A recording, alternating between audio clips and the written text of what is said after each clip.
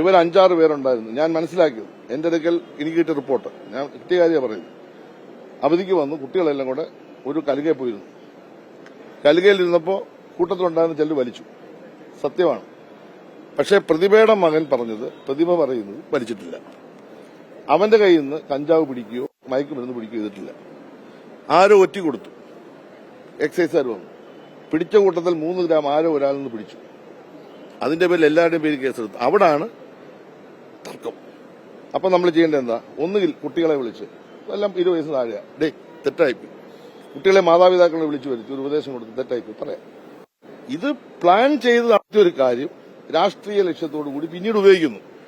അവരെ വേട്ടയാടുന്നതിന്റെ ലക്ഷ്യം അവർ മാത്രമല്ല, CPM ആണ്. ആ കാര്യം ഞാൻ ഇവിടെ തുറന്നു പറഞ്ഞു. ഉടനെ അതിന് നിങ്ങൾ കാണുന്ന വേർഷൻ എന്താ? രാവിലെ ഒരു മഹാനായ പത്രാധിപൻ ഇങ്ങനെ ടെലിവിഷൻ പറഞ്ഞുകൊണ്ടിരിക്കുന്നു, സജി ചെറിയൻ എല്ലാം ഇങ്ങനെ പറഞ്ഞുകൊണ്ടിരിക്കുന്നു. അയാൾ എന്ത് പറഞ്ഞു?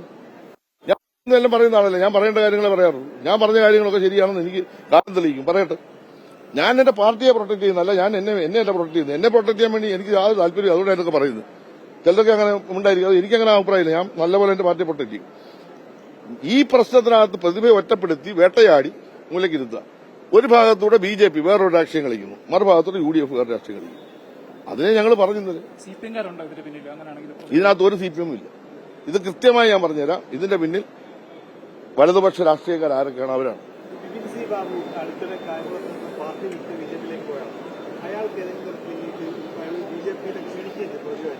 അത് പ്രതിഭാകാരിന്റെ മറുപടി പറഞ്ഞോളൂ, ക്ഷണിച്ചതിനെ പറ്റി. അതൊന്നും എനിക്കറിയില്ല, എനിക്കൊന്നും അറിയില്ല. LDF സർക്കാരിന്റെ പ്രഖ്യാപന നയമാണ് ലഹരിക്കെതിരെയുള്ള പോരാട്ടം. അപ്പം ഈ സൈജാൻ പറയുന്നതിന് അത്ര ലഘൂകരിച്ച് കാണാനായിട്ട് ഇല്ല. ഞാൻ പറഞ്ഞത്, ഞാൻ ആ നിലപാടിനോടൊപ്പമാണ്. പോരാടണം, ശക്തമായി പോരാടണം. കുട്ടികൾ തെറ്റിനെ തിരുത്തണം. കൂടുതലായി നിയമത്തിന്റെ ഭാഗമായി കേസെടുക്കണം, എടുക്കണം. അതിനൊന്നും ഞാൻ എതിരല്ല. ഞാൻ അങ്ങനെ എടുക്കണ്ടെന്ന് പറഞ്ഞില്ല. പക്ഷെ ഏത് കാര്യത്തിലും നമ്മൾ ചെയ്യേണ്ട ഒരു കാര്യം ഒരു ഗൂഢാലോചനയുടെ ഭാഗമായി മാറരുത്.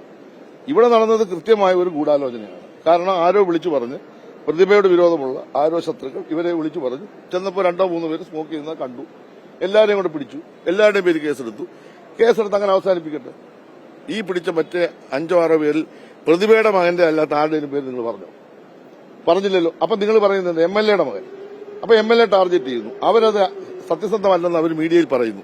അവർ വേറൊന്നും പറഞ്ഞില്ല. അവർ ആദ്യം പറയുന്നത് രാത്രിയിൽ അവർ ഈ നവമാധ്യമത്തിൽ വന്നിട്ട് അവർ പറയുന്നു, എന്റെ മകൻ തെറ്റ് ചെയ്തിട്ടില്ല, ഈ കേസ് വ്യാജമാണ് എന്ന് പറഞ്ഞാൽ നിങ്ങൾ എന്താ വിശ്വസിക്കാൻ? അപ്പൊ എന്ത് ചെയ്തു? പിന്നെ അവരെ തകർക്കാൻ തീരുമാനിച്ചു. വളരെ മോശമായിട്ട് അവരെ പറ്റി എല്ലാ മാധ്യമങ്ങളിലും വന്നു. അത് അവർ ചോദ്യം ചെയ്തു. അത് കഴിഞ്ഞപ്പോൾ ജാതിപരമായി വേർതിരിവുണ്ടാക്കുന്ന രൂപത്തിൽ വരെ ചർച്ചകൾ വന്നു. ഇതെല്ലാം കൂടി വെച്ച് ഞാൻ ആ പ്രശ്നം അവസാനിക്കട്ടെന്ന് വിചാരിച്ചൊരു മറുപടിയുടെ പറഞ്ഞു മാത്രമേ കേട്ടാൽ മതി.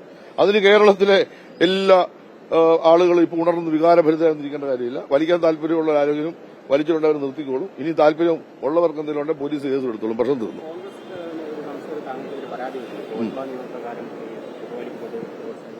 ഇപ്പൊ എനിക്കെതിരെ എത്ര കേസ് കോൺഗ്രസ് കൊടുത്തിട്ടുണ്ട്? എന്റെ ജോലി ഇപ്പൊ ഹൈക്കോടതി പോവില്ലേ? എല്ലാ ദിവസവും പോയിക്കൊണ്ടിരിക്കുകയല്ലേ. ഇങ്ങനൊന്നും ഭയപ്പെടുത്താതെ ഞാൻ പറഞ്ഞതിനകത്ത് എന്തെങ്കിലും നിയമപ്രശ്നം ഉണ്ടെങ്കിൽ അത് നമുക്ക് കോടതി പരിശോധിക്കണ്ടേ? ബഹുമാനപ്പെട്ട കോടതി എന്ത് പറഞ്ഞാലും അത് ഏറ്റുവാങ്ങാൻ ഞാൻ തയ്യാറായിട്ട് നിൽക്കുകയല്ലേ. പിന്നെന്താ പേടിക്കേണ്ട കാര്യം? പിന്നെ കോൺഗ്രസ്സുകാർ ഒരു കേസും ചെയ്യാത്ത മാന്യന്മാർ എന്നെ കൊണ്ടൊന്നും കൂടുതൽ പറയിപ്പിക്കരുത്. പറയിപ്പിച്ചു കഴിഞ്ഞാൽ അമ്മരൊക്കെ നാട് വിട്ട് പോണ്ടി പറ്റും. അവിടെ ഞാൻ അതിനൊക്കെ ഒന്നും പോകുന്നില്ല.